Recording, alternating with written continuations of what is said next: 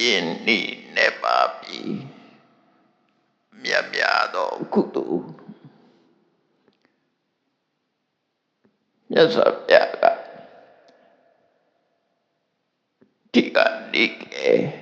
ကုတတနာသုံးပါဟောကြားထားတဲ့အနည်းထုတ်လုပ်ပြီးတော့ဒီကနေ့ဟောပြောမှာအရင်နိများပြီအရင်နိနေပါပြီအမြတ်များသောကုသိုလ်အဲ့တော့ဘဝဆိုတာကိုမြတ်စွာဘုရားကအကျဉ်းချုပ်ဟောတဲ့အခါမှာဘဝဆိုတာဒုက္ခပုပ္ပိစာဟံဣတရဟိစာဒုက္ခိစေဝပညာမေမိဒုက္ခသသနိရောဓထုတို့သုတ်တန်နေမှာအထူးသဖြင့်အနုရဒသုတ်တန်မှာလည်းအဲ့လိုခေါ်ထားတာရှိရှေးရခင်ကရောအခုဒုက္ခနဲ့ဒုက္ခနိရောဓနှမျိုးကိုမြတ်စွာဘုရားဟောကြားခဲ့တာရှိတယ်အဲ့တော့လောကကြီးမှာအရှိတရားဆိုတာဒုက္ခနဲ့ဒုက္ခနိရောဓဘဝဆိုတာဒုက္ခပဲဒါတော့ထင်ရှားတယ်သစ္စာလေးပါးကိုကြည့်လိုက်မယ်ဆိုရင်လေဒုက္ခသစ္စာဒုက္ခသစ္စာဆိုတာ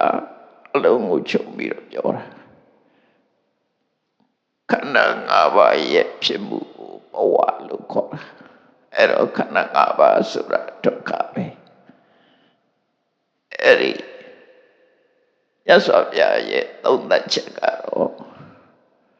သရဝရိယထတဲ့ခန္ဓာ၅ပါးသည်ဒုက္ခသာဖြစ်သစ္စာရှုတော့ကပြောရင်လည်းဒုက္ခပဲပဋိစ္စသောဥပ္ပရှုတော့ကပြောရင်လည်းဧဝမေတ္တကေဝလတဒုက္ခခန္ဓာဒုက္ခစုပဲလို့ပြောတယ်သစ္စာရှုတော့ကကြည်ပဋိစ္စသောဥပ္ပရှုတော့ကကြည်မြတ်စွာဘုရားဘဝကိုဒုက္ခလို့ပဲသတ်မှတ်ခဲ့တာဖြစ်တယ်ဘာဖြစ်လို့ဒုက္ခလို့သတ်မှတ်တာလဲလို့ဆိုလို့ရှိရင်ပฏิမြဲလို့သာဖြစ်တယ်မမြဲတဲ့အရာဒီအဲ့ဒါကိုလေယတနိစ္စတံဒုက္ခမမြဲတဲ့အရာဟာဒုက္ခပဲလို့ပြောတာအဲ့ဒီဒုက္ခဘဝရထားတဲ့အခါမှာဒုက္ခရထားတာဖြစ်တော့ကြောင့်အဲ့ဒီဒုက္ခသက်သာဖို့အတွက်ကုသိုလ်ကောင်းမှုတွေလုပ်ကြရတယ်ဘူးလေးရဖယုံစင်ဆိုတာလည်းပဲရထားတာကဒုက္ခအဲ့ဒီရထားတဲ့တည်းမဲ့ကိလေသာတွေကိုကြောက်ပြုပြီးတော့အကုသိုလ်တွေလုပ်တယ်ဆိုလို့ရှိရင်ပပစကားမှာဘူးလေးရဖယုံစင်ဆိုတာလို့ပို့ပြီးတော့ဝန်တော့ဖို့ဖြစ်တယ်နော်ပေါ်စိတ်လို့ကြောက်ရွံ့ထုစေအတွက်လေးဆိုတဲ့စကားလည်းပဲငကောကမှရထားတာဒုက္ခရထားတာကိုထပ်ပြီးတော့အကုသိုလ်လုပ်လိုက်တဲ့အခါမှာပို့ပြီးတော့ဆိုးတဲ့အခြေအနေဖြစ်လာတယ်အဲ့ဒါကြောင့်မလို့လူတိုင်းဟာကိုရထားတဲ့ဘဝကိုဒုက္ခလို့ရှုမြင်တတ်ဖို့လိုအပ်တယ်ပေါ့ဒုက္ခလို့ရှုမြင်ရမှာဖြစ်တယ်သစ္စာရှုတော့ငါကြည့်ဒုက္ခပဲပထမသစ္စာကိုရထားတယ်သုတ်တန်တစ်ခုမှဆိုရင်မြတ်စွာဘုရားကယောဘိက္ခွေရူပတ္တဥပ္ပါဒောဒုက္ခတိတောဥပ္ပါဒောရှုပ်တရားဖြစ်ပေါ်လာခြင်းဟာဒုက္ခဖြစ်ပေါ်လာခြင်းသာဖြစ်တယ်ယောဘိက္ခွေဝေဒနာယဥပ္ပါဒောစိတ်ခံစားမှုဖြစ်တတ်လည်းပဲဒုက္ခဖြစ်တတ်တယ်ယောဘိက္ခွေတင်ညာယဥပ္ပါဒောဒုက္ခတိတောဥပ္ပါဒောစိတ်ရဲ့မတင်ညာလည်းပဲဒုက္ခပဲယောဘိက္ခွေသင်္ခါရဏဥပ္ပါဒောဒုက္ခတိတောဥပ္ပါဒောသင်္ခါရဆိုရယ်စိတ်ဆောကြံတွေးတတ်တဲ့ တရားတွေဖြစ်ပေါ်လာမှုကလည်းဒုက္ခဖြစ်ပေါ်လာတာပဲယောဘိကွေဝိညာဏတ္တဥပ္ပါရောဒုက္ခတိသောဥပ္ပါရောအသိစိတ်ဆိုတဲ့ဝိညာဉ်ဖြစ်လာတာလည်းဒုက္ခဖြစ်လာဆိုလိုတာကတော့ခန္ဓာ၅ပါးရဲ့ဖြစ်ပေါ်မှုသည်ဒုက္ခဖြစ်ပေါ်မှုသာဖြစ်တယ်အဲ့ဒီဒုက္ခကိုသက်သာဖို့အတွက်ကုသကောင်းမှုလုပ်ကြတာဖြစ်လူတွေရဲ့တဏ္ဍမှာလွန်မိုးပြီးတော့ချုပ်ကိုင်နေတာကကိလေသာတွေဖြစ်တယ်ဘဝကိုရစေတတ်တဲ့အကြောင်းကိုသစ္စာ၄ပါးမှကြတော့တဏ္ဍဒုက္ခသမုဒယအရိယသစ္စာတဏ္ဍဟာဒုက္ခကိုဖြစ်စေတတ်တဲ့အမှန်တရားပဲအဲ့တော့တဏ္ဍကိုကောက်တက်ပြီးတော့ပြောပြပဲလို့ကိလေသာအလုံးကိုဆိုလို့လေပေါ့ကိလေသာအလုံးဟာဒုက္ခကိုဖြစ်စေတတ်တဲ့အကြောင်းတရားပဲအဲ့တော့ကိလေသာရှိနေသေးသမျှကောင်းတဲ့မကောင်းတဲ့တရားတွေကိုယ်ရင်ထဲမှာဖြစ်နေဦးမှာပဲဖြစ်တယ်အဲ့ဒီကိလေသာတွေရှိနေသမျှကလပ်ပတ်လုံးကောင်းတဲ့ကုသိုလ်ဆိုတာလည်းရှိနေမယ်မကောင်းတဲ့အကုသိုလ်ဆိုတာလည်းလုပ်နေကြလိမ့်မယ်ရထားတာကမှဒုက္ခရထားတဲ့တည်းပဲအကုသိုလ်လုပ်လိုက်လို့ရှိရင်ဘဝမှာပို့ပြီးတော့နိမွန်းပွေရဆေးတို့ဒီပို့ပြသွားတယ်အဲ့ဒါကြောင့်မလို့နိဗ္ဗာန်မရခင်စัจ जा တတစီဖို့အတွက်မြတ်စွာဘုရားကကုသိုလ်တရားကိုလုပ်ပါအကုသိုလ်ရှောင်ပါလို့ဟောတာဖြစ်တယ်နော်ရထားတာကဒုက္ခအဲ့ဒီဒုက္ခတတဖို့အတွက်သဗ္ဗပပတ္တအာကရဏအကုသိုလ်မှန်သမျှမပြုနဲ့ကုသလသုပတ္တပရကုသိုလ်တရားတွေကိုတတ္တဝပြည့်စုံအောင်လုပ်လို့ဆိုတာရထားတဲ့ဒုက္ခတတရတတကြောင့်နိလန်ပေးတာဖြစ်တယ်လုံးဝဒုက္ခကမလွတ်သေးရင်တတပဲဆိုပါစို့ကုသိုလ်ဆိုတဲ့နေရာမှာကုသိုလ်တရားတွေရဲ့ပထမဆုံးအရေးကြီးတဲ့ကုသိုလ်ကပါလေနော်ဘုရားဘာသာတွေသိထားဖို့လိုတယ်ကုသိုလ်တရားတွေရဲ့အစပထမဆိုလိုတာကပထမဆုံးလုပ်ရမယ်ကုသိုလ်ပဲကုသိုလ်လဲသီလပဲဖြစ်တယ်ကောစာတိကုသလနာဓမ္မနာသီလင်္စသုဝိသုဒ္ဓံကုသိုလ်တရားတွေရဲ့အစဆိုတာသီလပဲဖြစ်တယ်ဒါကြောင့်မလို့သီလကိုအဓိကထားသီလကိုမဖြစ်မနေစောင့်တော့အောင်သီလံယဝဇရသာတုသီလဆိုတာဟိုဒီတိုင်အောင်ကောင်းတယ်ဆိုတစ်သလုံးရှိနေရမယ်တရားပဲကိုယ်တည်းမှာအဲ့တော့ဘုရားဘာသာတွေကသီလကိုအလေးနဲ့ထားဖို့လိုအပ်တာအခြေခံပဲရှေ့တိုးဖို့ဆိုတာလည်းသီလနဲ့ပဲတိုးရမယ်အဲ့တော့သီလလုံလိုက်တာနဲ့တပြိုင်နက်ဘဝဒုက္ခတွေသက်သာသွားတယ်ဘာဖြစ်လဲသီလရှိလိုက်တာနဲ့တပြိုင်နက်အပေဆင်းရဲမှာခံစားရမယ့်ဒုက္ခတွေအများကြီးသက်သာသွားခန္ဓာဒုက္ခဆိုတဲ့တည်းပဲလူသားတွေကြုံတွေ့ရတဲ့ဒုက္ခတဲ့ငရဲသားတွေကြုံတွေ့ရတဲ့ဒုက္ခကမတမဆိုးတယ်နော်တရိစ္ဆာန်တွေကြုံတွေ့ရတဲ့ဒုက္ခကဆိုးတယ်ပြိတ္တာတွေကြုံတွေ့ရတဲ့ဒုက္ခကဆိုးတယ်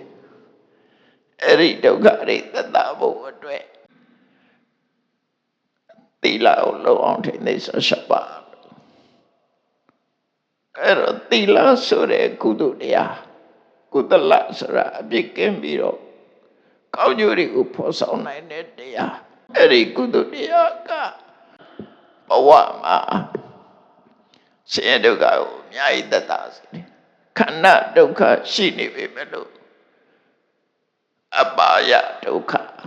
အဘယ်ဘုံမှာကြုံတွေ့ရမယ့်ဒုက္ခကနေသူကကဲ့တင်ပေးနိုင်တယ်နော်ကဲ့တင်ပေးနိုင်တယ်ဒါကြောင့်မလို့ဒုက္ခသက်သာဖို့အတွက်သံဃာထဲမှာသီလဆိုတာလောမှာဖြစ်တယ်ဒါကမရှိမဖြစ်အဓိကလောက်အဓိကလောက်အောင်သီလရှိလိုက်တဲ့အတွက်ကြောင့် အပေပုံသားတွေကြုံတွေ့ရတဲ့ဆင်းရဲဒုက္ခတွေကလွတ်မြောက်သွားပြီလူတိုင်းလက်တွေ့မျက်မြင်ကြည့်လိုက်မယ်ဆိုရင်တရိစ္ဆာန်တွေရဲ့ဒုက္ခဘလောက်ကြီးမားတယ်လေလူတွေကအနိုင်ကျင့်ပြီးတော့တပ်ဖြတ်စားတော့နေကြတယ်နွားတွေကြွယ်တွေဆိုရင်လည်းလူတွေကနှစ်ဖက်ရုပ်ထိုးပြီးတော့ခိုင်းစားနေကြတယ်သူတို့ရဲ့ဒုက္ခကိုကိုချင်းစာကြည့်လိုက်မယ်ဆိုရင်အမှန်တမ်းဆိုရတယ်လူတွေရဲ့တရိစ္ဆာန်တွေပေါ်မှာထပ်ပိုးပြီးတဲ့ဒုက္ခတွေအလုံးကိုများတပ်ဖြတ်နေကြတာဆိုတော့အဲ့ဒုက္ခတွေ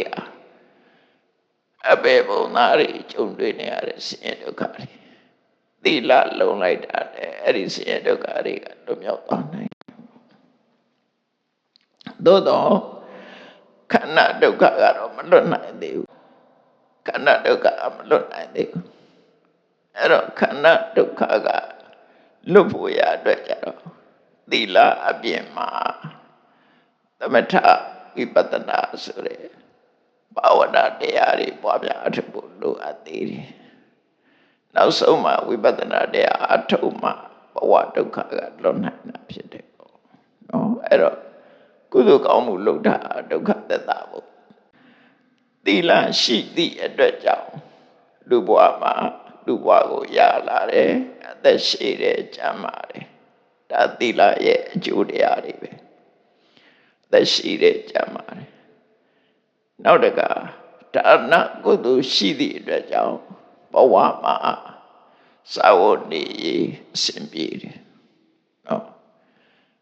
ဒါနကောင်းမှုရှိခဲ့တဲ့ပုဂ္ဂိုလ်ဟာမကြောက်မကြမတောင့်မတသာမန်ဒီသာဝနေခက်ခဲတဲ့ဒုက္ခတွေကိုကျော်လွှားနိုင်တယ်။ဘာဖြစ်လို့လဲဆိုတော့မြတ်စွာဘုရားကိုယ်တိုင်ကဒါနသဗ္ဗုဒ္ဓနိဘောဂာနိလူတွေသုံးဆောင်ပစ္စည်းတွေဆိုတာတဲ့ဒါနကြောင့်ရလာတာဖြစ်တယ်။ကိုရှာလို့ရောမရဘူးလား။ရှာလို့လည်းရတယ်။နော်။သို့တော့ကံပေးလို့ရတာနဲ့ရှာလို့ရတာညမတူဘူး။ကွက်ပြချမ်းသာတယ်။ကံပေးလို့ရရင်လွယ်လွယ်ကူကူနဲ့ရ။ရှာတဲ့အခါကျတော့အမှန်တမ်းပဲမှန်စင်ရတော့ရှာကြတယ်နော်။အဲ့တော့ဒါနကောင်းမှုရှိလို့ရှိရင်ဘဝမှာဘဝယတ္တိဖို့အတွက်အများကြီးချမ်းသာသွားတယ်သီလရှိလို့ရှိရင်ဘဝမှာကြုံတွေ့ရမယ်အခက်အခဲတွေအများကြီးသက်သာသွားတယ်အဲ့ဒါကုသိုလ်ကသက်သာစေတာတခြားအရာသက်သာစေတာမဟုတ်ဘူးဒါကြောင့်မလို့ကုသိုလ်ဆိုတာလုပ်ကိုလုပ်ရမှာဖြစ်တယ်ကိုယ့်ဘဝကိုစင်မြင့်နေရင်ကုသိုလ်ဆိုတာရှိကိုရှိရဒီလိုဆိုလို့လည်းပေါ့နော်သီလဆိုတာကိုခြေခံလိုက်မယ်ကုသိုလ်ကောင်းမှုတွေအားဘုရားရဲ့တရားတော်အရာအစစ်စစ်လုပ်သွားဖို့လိုအပ်တယ်ဘယ်ရပဲဖြစ်ဖြစ်လည်းပဲတို့ဒီဂရီတို့ဆိုတာရှိတယ်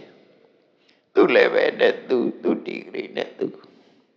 ပစ္စည်းဥစ္စာတွေတောင်းပါပဲ quality ချင်းတူတာမဟုတ်ဘူးအဲ့တော့ကုသိုလ်ဆိုတဲ့အထဲမှာလည်းပဲကုသိုလ်တွေကတစ်ခုနဲ့တစ်ခုမတူကြဘူးဒါနကောင်းမှုနဲ့ပတ်သက်ပြီးတော့ကုသိုလ်နဲ့ပတ်သက်ပြီးတော့ဆင်းရဲဒုက္ခကိုသက်သာစေတဲ့ကုသိုလ်ကောင်းမှုတွေကိုလုပ်သွားတဲ့အခါမှာကုဋ္ဌဒါနသုတ်မှာမြတ်စွာဘုရားရဲ့လမ်းညွှန်မှုရှိတယ်လောကမှာစေရနာတရားနဲ့နောက်ဘဝချမ်းသာဖို့အတွက်ဆိုပြီးတော့အလှကြီးပေးကြတယ်။နော်ရှေးခေတ်ကလည်းအလှပေးတာလည်းရှိတယ်။အဲ့ဒါတွေကိုအလှလုပ်တာဟာဘဝချမ်းသာရေးအတွက်ဆိုပြီးတော့လုပ်ကြတယ်။အဲ့ဒီအလှကြီးတွေကိုယဉ်ညလို့ခေါ်တယ်။ယဉ်ညရစ်ပူဇော်တယ်လို့လည်းပြောရတယ်ပေါ့။လှမှုတမ်းမှုတွေရှေးခေတ်ကလှမှုတမ်းမှုတွေဟာအပြစ်မကင်းတဲ့အလုပ်တွေလည်းပါတယ်အပြစ်ကင်းတဲ့အလှရှိသလိုအပြစ်မကင်းတဲ့အလှတွေရှိတယ် sacrifice လို့ခေါ်တဲ့ရှစ်ပူဇော်တဲ့အလုပ်တွေအားလည်းပဲသူတို့ချမ်းသာခြင်းလို့လုပ်တာပဲဖြစ်တယ်တတ္တဝါတွေကိုတတ်ပြီးတော့ရစ်ပူဇော်တယ်ကိုချမ်းသာရေးအတွက်တတ္တဝါတွေကိုတတ်ဖြတ်ပြီးတော့ရစ်ပူဇော် အဲ့ဒီလိုလှူတဲ့အလှူမျိုးဟာအလှူလို့ပြောရပေမဲ့လို့ချီးမွမ်းနိုင်တဲ့အလှူမဟုတ်ဘူး။ဘာဖြစ်လို့လဲဆိုတော့အဲ့ဒီလိုအလှူမျိုးကိုသူတော်ကောင်းတွေကဝေရရှောင်ညတယ်မသွားဘူး။ယန္နာပုဂ္ဂိုလ်တွေသွားရောက်လက်ခံတာမလုပ်ကြဘူး။မြတ်စွာဘုရားလက်ထက်တုန်းကသားကောင်းတွေကိုတတ်ပြီးတော့ရစ်ပူဇော်တဲ့အလေးထားရှိတယ်။ခုခေတ်ပါနဲ့တူတော့ဆိုရရခြေတဲ့သဘောပေါ့နော်။ကောသလမင်းကြီးအိမ်မဆိုးတွေမတဲ့အခါမှာရရခြေဖို့ကြိုးစားတယ်။အဲ့ဒါလိုကြိုးစားတဲ့အခါမှာသားကောင်းတွေကိုတပ်ဖြတ်ပြီးတော့ပူဇော်တဲ့ရေမျိုးတွေကိုလှုပ်ဖို့တိုက်တွန်းတယ်။အဲ့ဒါမျိုးတွေပေါ့။နောက်ပိုင်းကျတော့မြတ်စွာဘုရားရဲ့အဆုံးအမသူတော်ကောင်းတွေရဲ့အဆုံးအမရလာတဲ့အခါကျတော့အပြစ်ကင်းတဲ့အလှူဒါနဆိုတော့ခုခေတ်ဆိုလို့ရှိရင်စတုဒီတာကျွေးတယ်နော်လာတဲ့ဗျာပုဂ္ဂိုလ်တွေနိဗ္ဗာန်စိတ်ခင်တယ်အလှူကြီးပေးကြတယ်ပေါ့နိဗ္ဗာန်စိတ်ခင်တယ်စတုဒီတာကျွေးတယ်ပရဟိတလုပ်တွေလုပ်ကြတယ်အဲ့ဒါကုသိုလ်လုပ်တာအဲ့ဒီကုသိုလ်တွေအကျိုးမရှိဘူးလားရှိတယ်အဲ့ဒီကုသိုလ်တွေဟာအရင်အနှိများတယ်ဝေယဝိဆာတွေလည်းများတယ်နော်လူတွေကအချိန်ပေးပြီးတော့လုပ်ကြရတာဖြစ်အချိန်ပေးပြီးတော့လုပ်ကြရတယ်အဲ့ဒီလိုအရင်အနှီးတွေအများကြီးမရှိပဲနဲ့အမျက်ပိုများတဲ့ကုသိုလ်မျိုးရောမရှိဘူးလားမြတ်စွာဘုရားလက်ထက်တုန်းကကုတတန္တဆိုတဲ့ပုံနာကြီးကမြတ်စွာဘုရားကိုလျှောက်ဖူးတယ်ဒါနဲ့ပတ်သက်ပြီးတော့အရင်နေ့အလောက်မများပဲဝေယဝိဆာတွေအလောက်မများပဲသူတော်ဘာတွေကိုဒုက္ခပေးတာအဲ့လောက်မများပဲနော်အကျိုးများပို့ရနိုင်တဲ့အမြတ်များပို့ရတဲ့ကုသိုလ်မရှိဘူးလားအဲ့တော့မြတ်စွာဘုရားဟောသွားတာစိတ်ဝင်စားကြကောင်းတယ်တစ်ခုချင်းဟောသွားတာနော်အဲ့တော့သားကောင်းနေတပ်ပြီးတော့ရှစ်ပူဇော်တဲ့အလုပ်ကတော့လုံးဝမလုပ်ထိုက်တဲ့အလုပ်တစ်ခုပဲဟုတ်ပြီလုပ်ထိုက်တာပါတော့ဆိုရင်အနာတပိတထေကြီးတို့လိုနေ့စဉ်နဲ့အများငွေကြေးမြောင်ပြစွာကုန်ကြခံပြီးတော့လာသမျှပုဂ္ဂိုလ်တွေမရှိစင်ရသားတွေကိုထမင်းကျွေးတဲ့အလုပ်ကျွေးမွေတဲ့အလုပ်စတုဒီတာပဲစတုဒီတာကျွေးတယ်တရက်ထဲမဟုတ်ဘူးနေ့စဉ်ကျွေးတယ်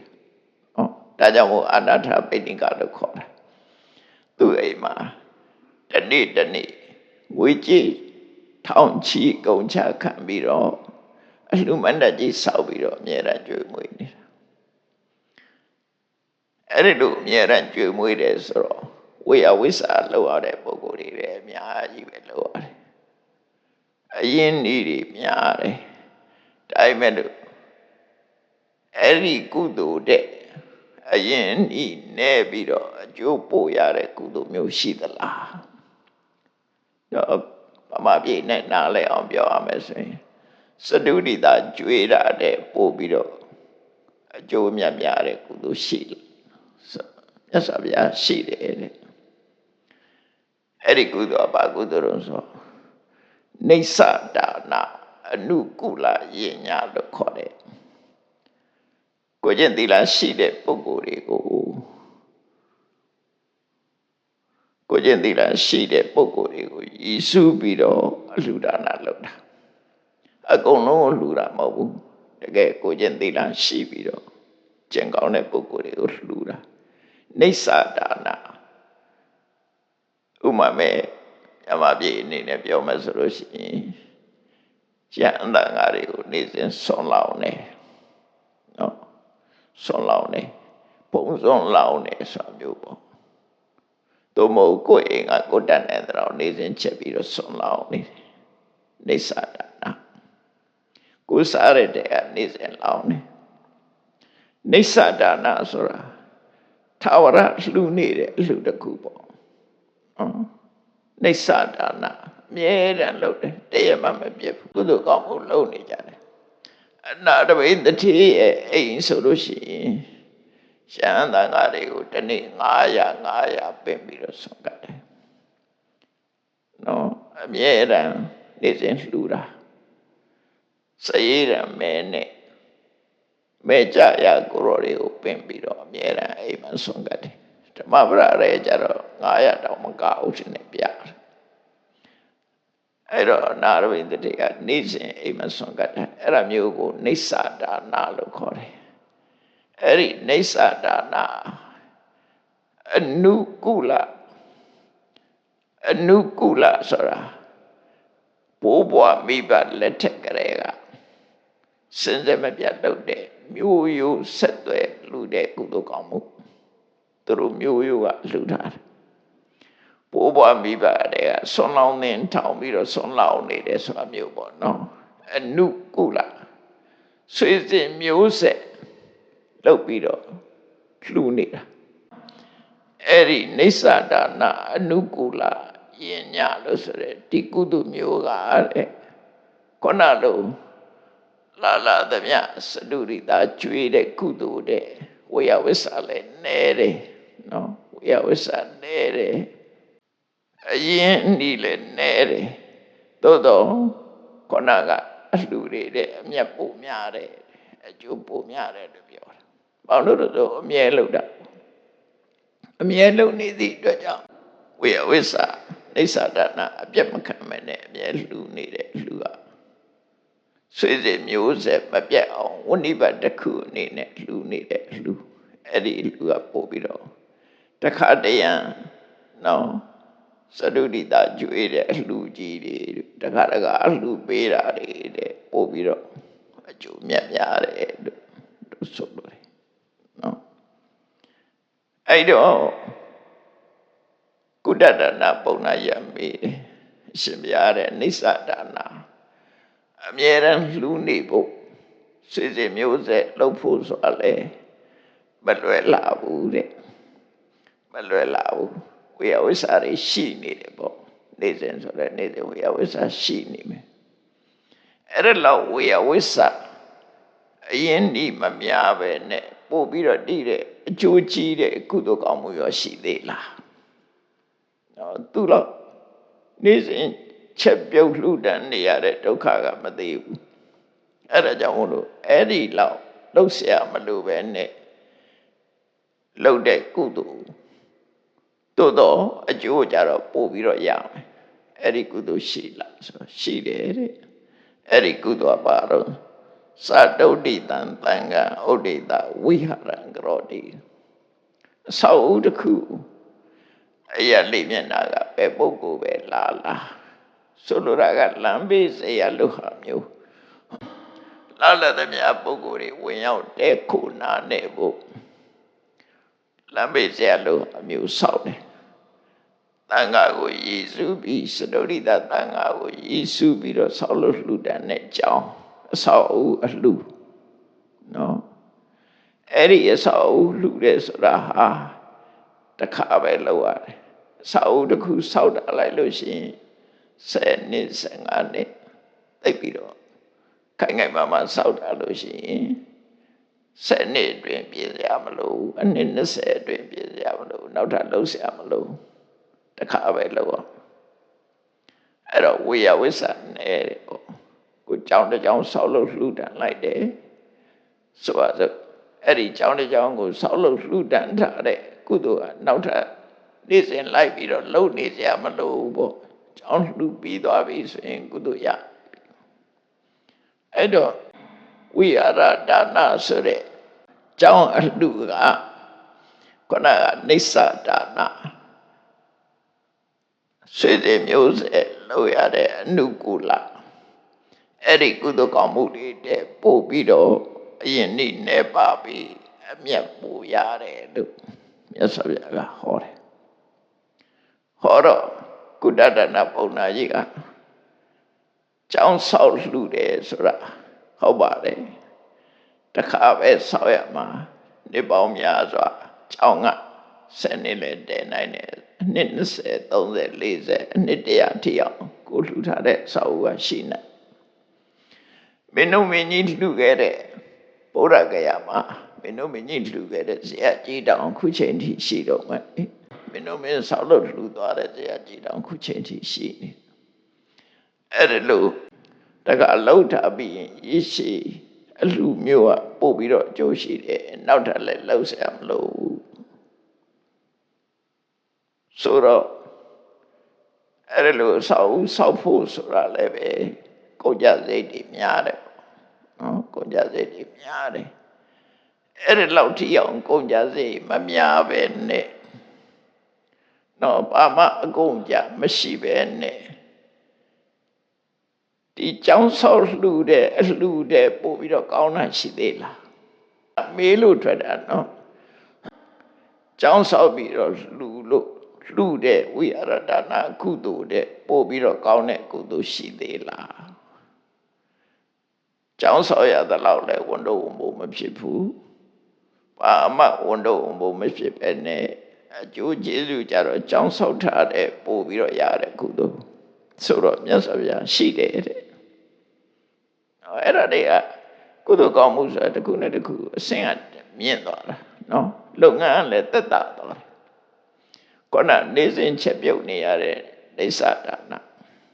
အဲ့ဒါတဲ့ကျောင်းတစ်ခါဆောက်ပြီးနေစဉ်လှုပ်เสียမလို့တော့ကုသိုလ်တော့ရတယ်တခါကျောင်းဆောက်တဲ့ကုန်ကြစိတ်လောက်မရှိပဲနဲ့ကုန်ကြစိတ်မရှိပဲနဲ့ရတဲ့ကုသိုလ်သို့တော့အကျိုးကျေးဇူးကြတော့ကျောင်းဆောက်လှူတဲ့ကုသိုလ်တဲ့ပို့အကျိုးကြည့်ရမယ်အဲ့ဒီကုသိုလ်မျိုးကဘာတော့ဆိုရင်ပတ္တနာစိတ်တော်ကြည်နူးတဲ့တရားတရားနဲ့ကြည်နူးတဲ့စိတ်ကြည်နူးဝန္တာတဲ့စိတ်နဲ့ဗုဒ္ဓံတရဏံကိစ္ဆာမိမြတ်စွာဘုရားကိုစိကကိုးကွယ်တဲ့ကိစ္စတိဗုဒ္ဓံတရဏံကိစ္ဆတိဘုရားကိုကိုးကွယ်ရလို့သိမှတ်ပြုတယ်ဓမ္မံတရဏံကိစ္စတိဓမ္မကိုကိုးကွယ်ရလို့သိမှတ်ပြုတယ်သံဃံတရဏံကိစ္စတိသံဃာကိုကိုယ်ရဖြစ်သိမှတ်ပြုဆိုလိုတာကတရဏကမနာကုသိုလ်တရဏကမနာကုသိုလ်ဆိုတဲ့အဓိပ္ပာယ်ကဘယ်လိုဟာတော့ဆိုကိုယ့်ရဲ့အသက်ကိုယ့်ရဲ့ဘဝကိုဘုရားတရားသံဃာထံအနှံလိုက်တာပဲနော်ခုနကကျောင်းဆောက်တဲ့ဆိုတာကိုယ်ပိုင်တဲ့ပစ္စည်းကိုစွန့်ပြီးတော့ကျောင်းဆောက်တာအခုကဘဝတစ်ခုလုံးကိုဘုရားတရားသံဃာယရဏသုံးပါးကိုအနှံလိုက်တာဒါကြောင့်မို့ဇီဝိတပရိစ္ဆာကမယကုသိုလ်လို့ခေါ်တယ်ကိုယ်အသက်ကိုစွန့်တာနဲ့တူတူပဲဆိုလိုတာကသူ့ဘဝသူ့အသက်ခဏမြတ်စွာဘုရားကိုအနှင်းနဲ့တရားကိုအနှင်းနဲ့သံဃာကိုအနှင်းနဲ့ဘုရားတရားသံဃာယရဏသုံးပါးပေါ်မှာလုံးဝစွန့်လို့လှူဒန်းတာပါပဲ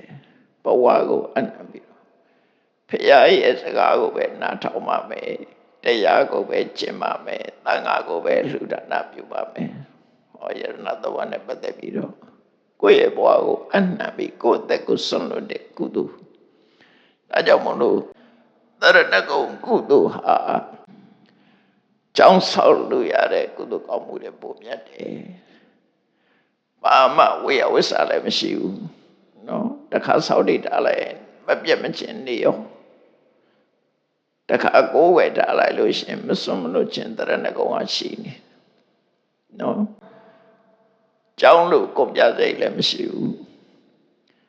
ကိုယ့်ရဲ့ဘဝကိုယရဏသုံးပါးကိုအနှံပြီးတော့လှူဒန်းလိုက်တယ်အဲ့ဒီတရဏကမနာကုသိုလ်ကအကျောင်းဆောက်ပြီးလှူတဲ့ကုသိုလ်တွေမြတ်တယ်အကျိုးကျေးဇူးပို့ပြီးတော့ရတယ်အဲ့တော့ကုဋ္ဌဒါနပုံနာရဲ့ဆက်လျှောက်တယ်ရှင်ဘုရားကိုယ့်ဘဝကိုအနှံပြီးတော့တရဏဂုံဆောက်တည်ရတဲ့ကုသိုလ်တဲ့ပို့ပြီးတော့အကျိုးများရှိနိုင်တဲ့ကုသိုလ်ရှိသေးလားအဲ့တော့မြတ်စွာဘုရားကရှိသေးတယ်တဲ့တရဏဂုံဆောက်တည်ပြီးတဲ့နောက်မှာငါးပါးသီလကိုဆောက်တည်ပတ္တနာစိတ်တော်သိက္ခာပရာဏိသမာဓိအတိจินุဝန္တာရဲ့စိတ်နဲ့ လိုက်နာကျင့်သုံးရမယ်သိက္ခာပုဒ်တွေကိုစောင့်တည်ရမယ်အဲ့ဒီနေရာမှာအထက်ကရာကမှတ်ချက်ပေးထားတယ်တရဏဂုံကိုအခြေခံပြီးတော့စောင့်တည်တဲ့၅ပါးသီလပြောတာဘာဖြစ်လို့လဲဆိုတရဏဂုံမပါပဲနဲ့၅ပါးသီလလည်းရှိသေးတယ်အဲ့တော့ဗုဒ္ဓဘာသာဖြစ်ပြီးတော့၅ပါးသီလစောင့်တည်မှပို့ပြီးတော့အကျိုးကြီးတယ်ဆိုတဲ့အဓိပ္ပာယ်ရတယ်ဗုဒ္ဓတရဏဂစ္ဆာမိမပါပဲနဲ့စောင့်တည်တဲ့၅ပါးသီလကြတော့တလောက်အကျိုးမရှိဘူးလို့ဆိုတဲ့အဓိပ္ပာယ်ကိုပြောတာနော်တရဏဂုံစောင့်တည်ထားပြီးတဲ့နောက်မှာလိုက်နာကျင့်သုံးရမယ့်သိက္ခာပုဒ်တွေကိုခံယူစောင့်တည်လိုက်တယ်ပါဏာတိပါဒဝေရမဏိသူများတဲ့တပ်ဖြတ်ခြင်းမှရှောင်ကျဉ်မှုရှောင်ကျဉ်တဲ့ကိုကျင့်တရားအဒိဏဒါနဝေရမဏိသူများပိုင်ပစ္စည်းမပေးတဲ့ပစ္စည်းကိုမတရားယူခြင်းမှရှောင်ကျဉ်တဲ့သိက္ခာပုဒ်ကာမေတုမိစ္ဆာစာရဝေရမဏိကာမကိစ္စမှာမှားယွင်းစွာပြုမှုဆိုတဲ့အကုသိုလ်မှုကရှောင်ကျဉ်တဲ့သိက္ခာပုဒ်မုတဝါဒဝေရမဏိတပည့်သားအကျိုးပြပြသောအောင်လိဏိတေဇာပြောကြတယ်ဆိုတဲ့မုတဝါဒမှာရှောင်ကျဉ်တဲ့သိက္ခာပုဒ်သူရမေရမစ္ဆပမရဌာနာမူရစ်စေတတ်တဲ့အယက်သေးစားတောက်စားခြင်းရှောင်ကျဉ်တဲ့သိက္ခာပုဒ်အဲ့ဒီသိက္ခာပရလို့ခေါ်တဲ့မပြတ်မကွယ်လိုက်နာတော့အမယ်အချက်၅ပါးသီလစောစောပြောရတဲ့သီလတရဏဂုံစောင့်တည်ပြီးတဲ့နောက်မှာအဲ့ဒီသီလကိုထပ်ပြီးတော့စောင့်တည်လိုက်မယ်ဆိုရင်တရဏဂုံစောင့်တည်လိုက်တဲ့သီလကသီလတရဏဂုံစောင့်တည်ပြီးတော့၅ပါးသီလထပ်ဖို့ပြီးတော့စောင့်တည်လိုက်တဲ့ကုသိုလ်ကပို့ပြီးတော့အကျိုးရှိတယ်ပို့ပြီးတော့အကျိုးရှိတယ်အဲ့တော့ဟုတ်ပြီဒါဒီကုသိုလ်တွေအတစ်ခုနဲ့တစ်ခုမတူလာဘူးပေါ့နော်နံပါတ်1ကနေသဒါနနံပါတ်2ကဝိဟာရဒါနနံပါတ်3ကတရဏဂုံနံပါတ်4ကငါးပါးသီလအဲ့ဒါလို့ကုသိုလ်ကောင်းမှုတွေတစ်ခုတည်းတစ်ခုပို့ပြီးတော့နော်အကျိုးပို့ပြီးတော့တစ်ခုတည်းတစ်ခုပို့ပြီးတော့အကျိုးကျေးဇူးတွေကိုဖြစ်စေတယ်အဲ့တော့ငါးပါးသီလလမ်းဆုံးလားလို့မဆုံးသေးဘူးအဲ့ဒီငါးပါးသီလစောင့်တည်ထားတဲ့ကုသိုလ်တဲ့ပို့ကောင်းတဲ့ကုသိုလ်ရှိသေးလားဆိုတော့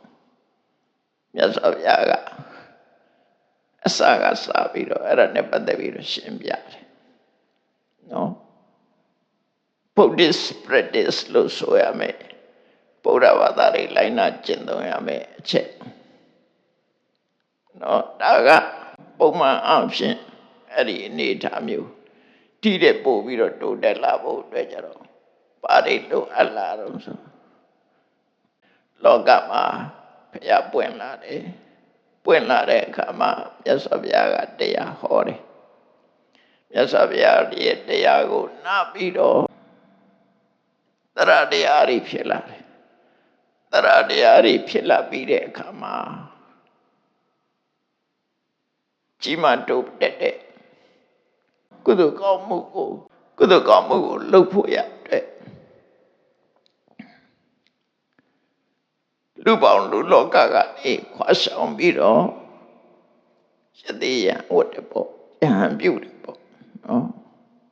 အဲ့ဒီကစပြီးတော့မြတ်စွာဘုရားဟောလိုက်ဆိုလိုတာကဒါဒီပြည့်ဝဝကျင့်မို့ဆိုတာစွန့်လို့ရမယ်ကိစ္စတွေစွန့်လို့ဖို့လိုအပ်တယ်ကုသိုလ်ကောင်းမှုကိုအပြည့်အဝလုပ်ချင်လို့ရှိရင်လူဘဝမှာလုပ်လို့ရတော့လည်းပဲပို့ပြီးတော့ပြည့်စုံလုပ်ချင်တဲ့ဆိုရင်ဘာလုပ်ရမလဲစဉ်းစားလိုက်တဲ့အခါမှာ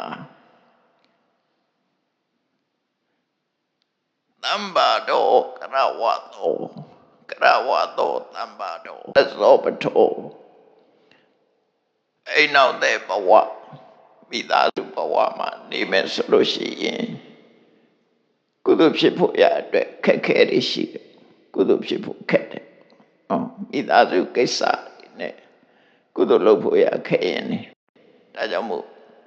မိသားစုဘဝမှာနေမယ်ဆိုလို့ရှိရင်ကိလေသာဖြစ်များပြီးတော့ကုသိုလ်လုပ်ဖို့အကျဉ်းချက်တယ်မွန်းချက်တယ်ပေါ့လူဘဝအဘောကတော့ပပိစ္ဆာလွတ်လွတ်လပ်လပ်အဲ့တော့တဲ့ဘဝမှာမနေပဲနဲ့ရှမ်းဘဝကိုကူးပြောင်းလိုက်တာဟာလွေမြင့်ကြီးနဲ့လာဒရန်တူတယ်လွတ်လပ်တယ်ဆိုလိုတာကကာယဝိဝေကဖြစ်တယ်လို့ပြောတာကာယဝိဝေကဖြစ်တယ်ကိုတယောက်တည်းကိုယ်တော်ကိုနေလို့ရတယ်မိသားစုဘဝမှာနေရင်ကိုတယောက်တည်းကိုလှုပ်ချင်တာလှုပ်လို့မရဘူးနော်အဲ့တော့မိသားစုဘဝကိုဆွန့်လွတ်ပြီးတော့ယဟန်ဘဝကိုကူပြောင်းလိုက်တယ်အဘောကတော့ပပိစ္ဆာ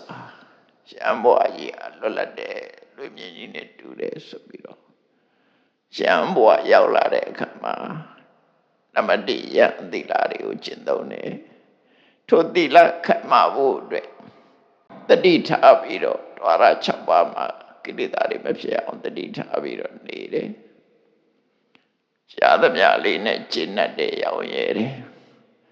အမြဲတမ်းတတိတပ္ပဇေညာတတိရှိပြီးတော့စဉ္ညတုံတရားနဲ့နေတယ်ဆိုဒီအခြေခံတရားတွေ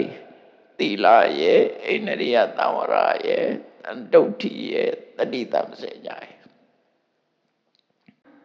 အဲ့ဒါလို့နေလိုက်လို့ရှိရင်ခုနငါးပါးသီလသမ္မာဆောက်တည်တာတဲ့ပုံမြတ်လာတယ်အဲ့ဒါလုပ်ပြီးတော့သူသမထကျင့်တယ်ကိုကျင့်တယ်သမထကျင့်တယ်ကိုကျင့်တယ်သမထကျင့်တယ်ကိုကျင့်တယ်ဆိုပထမဇန်ရဖို့အတွက်ကာမဂုဏ်အာယုန်တွေကိုလုံးဝဆွန့်လွတ်ရနော်ကာမဂုဏ်အာယုန်တွေနဲ့ဝေးအောင်နေရမယ်ဝိဝိစေဝကာမေဟိဝိသအကုတလေဟိဓမ္မေနိဝရဏတရားတွေကင်းအောင်နေရမယ်ကာမဂုဏ်အာယုန်စိတ်တွေကိုဖယ်ခွာရမယ်နော်အကုသိုလ်တွေကင်းနိုင်သမျှကင်းအောင်ရှင်းပြီးတော့နေရမယ်ဘာနဲ့လုပ်အောင်လဲဆိုရင်သမာဓိလုပ်ငန်းတစ်ခုလုပ်သမာဓိလုပ်ငန်းတစ်ခုလုပ်တဲ့အခါမှာကာမဂုဏ်အာယုန်တွေကင်းပြီးတော့အကုသိုလ်တွေကင်းတဲ့ဝိဝေကသပိဋိဒုက္ခကာမဂုဏ်အာယုန်တွေကလွတ်ကင်းတဲ့ချမ်းသာဒုက္ခတစ်မျိုးဆိုရအဲ့ဒီချမ်းသာကကာမဒုက္ခနဲ့မတူကာမဒုက္ခဆိုတာနော်နှစ်ယောက်တွဲပြီးတော့နေလို့ရတဲ့ပျော်ရွှင်မှုဝိဝေကဒုက္ခဆိုတာတယောက်တည်းရတဲ့ပျော်ရွှင်မှု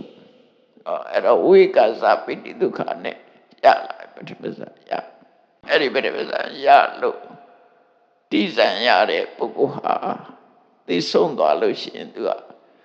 ပထမဇန်ရရင်ပထမဇန်မြမဘုံမှာသွားဖြစ်တယ်ပထမဇန်မြမဘုံမှာမဟာကတ္တက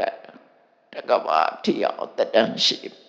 နော်နဲ့ပြောရမှာမဟုတ်ကဘာနဲ့ချီပြီးတော့သက်ရှိကဘာနဲ့ချီပြီးတော့အသက်ရှိလိုက်တဲ့ဆိုသူ့ရဲ့ဘဝဟာဆင်းရဲဒုက္ခတွေအများကြီးတက်တာသွားတယ်ခုနကလူဘဝနတ်ဘဝတွေပို့ပြီးတော့ပြမဘဝတက်တန်းပို့ရှိသွားတယ်ထို့တူပဲဒုတိယဇန်ရလိုက်လို့ရှိရင်ပို့ပြီးတော့သက်ရှိတယ်တတိယဇန်ဘဝရင်ပြမပြေရောက်ရင်ပို့သက်ရှိတယ်သရုတ်တဇန်ရလို့ရှိရင်ပြမပြေရောက်တဲ့အခါပို့ပြီးတော့သက်ရှိတယ်ဆိုဆင်းရဲဒုက္ခတွေကပို့ပြီးတော့ယော့သွားတယ်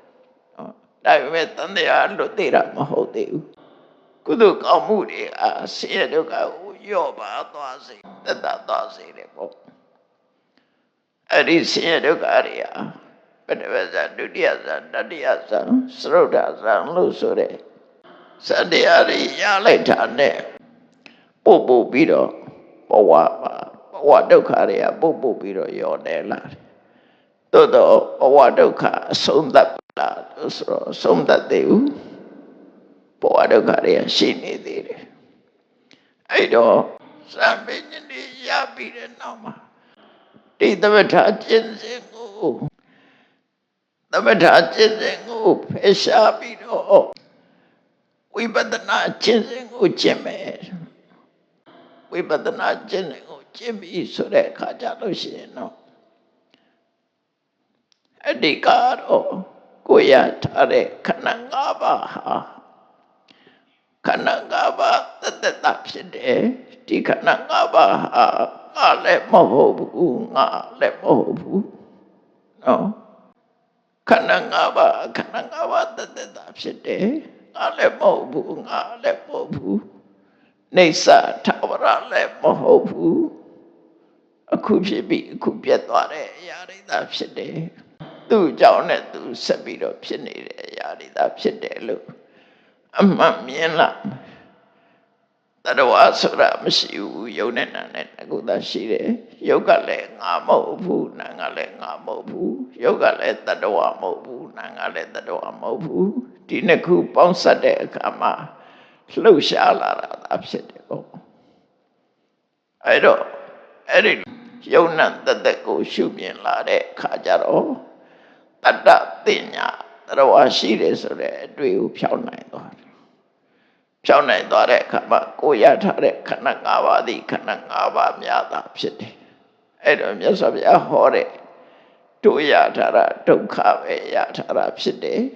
သစ္စာရှိတော့ငါရှင်ခန္ဓာ၅ပါးရတာဒုက္ခရတာဖြစ်တယ်ဘာကြောင့်ဒုက္ခလို့ပြောတာတော့ဖြစ်ပြီးရင်ပြတ်သွားတာမို့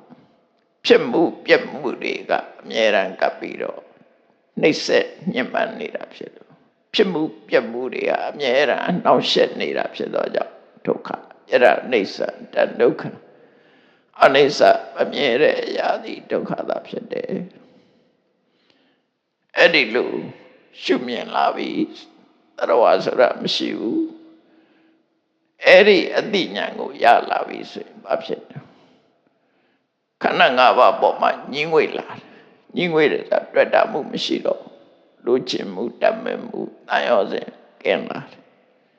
ဒိဗေနတိညှင်းငွေလာတယ်တာယာမှုဆိုမရတော့အနုမို့ဆိုရင်ခန္ဓာ၅ပါးပေါ်မှာတာယာနေတယ်လေတာယာလို့လူတွေဟာငါခန္ဓာငါဘဝကောင်းစားရေးငါခန္ဓာလှရေးဝါရေးဆိုပြီးတော့လုပ်နေကြတယ်ပြတ်သွားမှလည်းစိုးရိမ်နေကြတယ်ယောဂရမှလည်းစိုးရိမ်နေကြတယ်ဘာဖြစ်လို့လဲငါလို့သတ်မှတ်ထားတာငါဟာလို့သတ်မှတ်ထားတာအဲ့ဒီငါဟာဆိုတဲ့အတွေးကြောင့်လူတွေကသိလောကရောက်နေကြတာအကယ်၍သာငါဟာမဟုတ်ဘူးသူ့ကြောင့်နဲ့သူဖြစ်လာတဲ့သဘာဝတရားတသက်မြတ်တာမြတ်စွာဘုရားဟောသလိုဒါကြီးကဒုက္ခတတကြီးပဲငါလည်းမဆိုင်ဘူးလို့ငါဟာမဟုတ်ဘူးငါလည်းမဟုတ်ဘူးလို့ရှုမြင်နိုင်မယ်ဆိုလို့ရှိရင်တွေ့တာမှုဆိုမရှိတော့တွေ့တာမှုမရှိရင်တောကဆိုမရှိဘူးတွေ့တာမှုမရှိတာကိုပဲနိဗ္ဗိနတိညီငွေတယ်တာယာမှုမရတော့မရသည့်အတွက်ကြောင့်နိဗ္ဗိနံဝိရိစတိညီငွေလာလို့ရှိရင်အဲ့ဒီပေါ်မှာမตายရဘူးဆိုရင်တွေ့တာမှုအပြတ်သွားတယ်တာယောစဉ်ပြတ်သွားတယ်အဲ့ဒီတာယောစဉ်ပြတ်သွားရင်ဝိရာဂဝိမု စတိတာယောစဉ်ပြတ်သွားလို့ရှိရင်တော့ကိုယ်စိတ်လေးကလွတ်မြောက်သွားတယ်ဘယ်အနေလွတ်မြောက်သွားကိလေသာတွေကလွတ်မြောက်သွားတယ်နော်ကိလေသာတွေကလွတ်မြောက်သွားလို့ရှိရင်ကံတရားတွေကလည်းပဲအကန့်အသတ်ပြီးသားဖြစ်သွားတယ်ဘဝကိုဖန်တီးနေတာကိလေသာတွေကဖန်တီးတဲ့ကံတရားတွေကနေဘဝကိုတည်ဆောက်နေတာအဲ့တော့ကိလေသာကုန်သွားလို့ရှိရင်ကံကလည်းပဲအကျိုးပေးလို့မရတော့အဲ့ဒါကိုပြောတာပထမဝိမု တ္တနော်ဝိရာဂဝိမု စတိဆိုရင်ကိလေသာပြတ်သွားတာနဲ့တပြိုင်နက်လွတ်သွားပြီဘယ်ကလွတ်တုံးဆိုလို့ရှိရင်ကိလေသာကလွတ်သွားတယ်ကိလေသာကလွတ်သွားတာနဲ့တပြိုင်နက်ကံတရားတွေကလည်းလွတ်သွားတယ်နော်ကံတရားလည်းလွတ်သွားတယ်အဲ့ဒီလွတ်မြောက်မှုဟာလွတ်မြောက်မှုအတွက်ဝိပဿနာတရားထောက်လို့ဆိုလို့လွတ်မြောက်သွားပြီပထမကိလေသာကလွတ်တယ်နောက်ပြီးတော့ဒုက္ခလို့သတ်မှတ်ထားတဲ့ခန္ဓာ၅ပါးနဲ့လွတ်သွားတယ်ကိလေသာကလွတ်တယ် ကိလေသာဒုက္ခကလွတ်တယ်ပြီးတော့ဝတ္တဒုက္ခလို့ဆိုရဲခန္ဓာဒုက္ခကလွတ်တယ်အဲ့တော့မြတ်စွာဘုရားဟောတာဘဝဆိုတာဒုက္ခဆိုတာအဲ့ဒီဒုက္ခကြီးရာတွေမှာဆုံးသက်သွားတာနော်အဲ့ဒါကြောင့်မလို့ဝိပဿနာကုသိုလ်ဟာသမထကုသိုလ်နဲ့ပို့ပြီးတော့ကောင်းတယ်တော့ကုသိုလ်အစဉ်စဉ်တစ်ခုနဲ့တစ်ခုပို့ပြီးတော့အကျိုးကျေးဇူးများလာဖို့မြတ်စွာဘုရားဟောတာနောက်တစ်ခါဝိပဿနာကုသိုလ်ကြောင့်ရတဲ့ဘက်ကုသိုလ်ကြတော့ရှိသမျှကိလေသာတွေအလုံးကိုပဲလေးစင်နဲ့ပယ်လိုက်တဲ့အခါကိလေသာတွေကုန်သွားတယ်အဲ့ဒီကြတော့မှဒုက္ခဆိုတာကိုကြော်လွန်လိုက်တာဖြစ်တယ်ပေါ့နော်ဒါတော့မှလက်ရှိဒုက္ခလေးကတော့ကြံနေအောင်ပဲပြိဋိဘံစံပြီးတဲ့နောက်မှာတော့ဒီဒုက္ခလုံးဝမရှိတော့ဘူးလို့ဆိုလို့ပြိဋိဘံမစံခင်အတွင်းမှာတော့ခန္ဓာဒုက္ခရှိနေသေးတယ်အဲ့ဒီခန္ဓာဒုက္ခပထမကိလေသာဒုက္ခကိုအရင်ရှင်းရမယ်ပြီးတော့မှခန္ဓာဒုက္ခကရှင်းမှာဖြစ်တယ်ခန္ဓာဒုက္ခကိုရှင်းရမလို့ဘူးကိလေသာဒုက္ခကိုပဲရှင်းရမယ်ဘာကြောင့်လို့ဆိုရင်ကိလေသာនិရောဓိကမ္မនិရောဓကိလေသာချုပ်ငြိမ်းသွားရင်ကံနေချုပ်ငြိမ်းသွားတယ်ကံနေချုပ်ငြိမ်းသွားရင်ဘဝဒုက္ခချုပ်ငြိမ်းသွားတယ်အဲ့တော့ကိလေသာဖယ်ရှားနိုင်မှုအတွက်ဝိပဿနာတရားဝိပဿနာကုသိုလ်သည်ကုသိုလ်တွေထဲမှာအစင်းမြင့်ဆုံးကုသိုလ်ဖြစ်တယ်လို့မြတ်စွာဘုရားဟောကြားလို့ရမယ်ဖြစ်တယ်ဒါကြောင့်တရားချစ်ခင်သူတော်တဲ့ပြိဿပေါင်းကုသိုလ်ကောင်းမှုအစဉ်စဉ်လုပ်တဲ့အခါမှာအရင်အနည်းနဲ့ပါပြီးအကျိုးအများဆုံးကုသိုလ်ဟာဝိပဿနာကုသိုလ်ပဲဖြစ်တယ်နော်လုပ်လို့ရတဲ့ကုသိုလ်တွေထဲမှာဝိပဿနာကုသိုလ်ပဲဖြစ်တယ်ဒါကြောင့်တို့တွေဘဝဒုက္ခဘဝရထားတဲ့အချိန်လေးပါဒုက္ခလို့သတ်မှတ်ထားတဲ့ဘဝကဒီဒုက္ခတွေဆုံးသတ်ဖို့အတွက်လောက်ရမယ့်လမ်းစဉ်လောက်ရမယ့်ကျင့်သုံးရမယ့်အကျင့်တရားဟာအမြင့်ဆုံးအနေနဲ့ဝိပဿနာတရားပဲဖြစ်တယ်လို့မှတ်သားပြီးတော့ဝိပဿနာတရားပွားများအထောက်နိုင်ဖို့ကြိုးစားနိုင်ကြပါစေကုန်သတည်း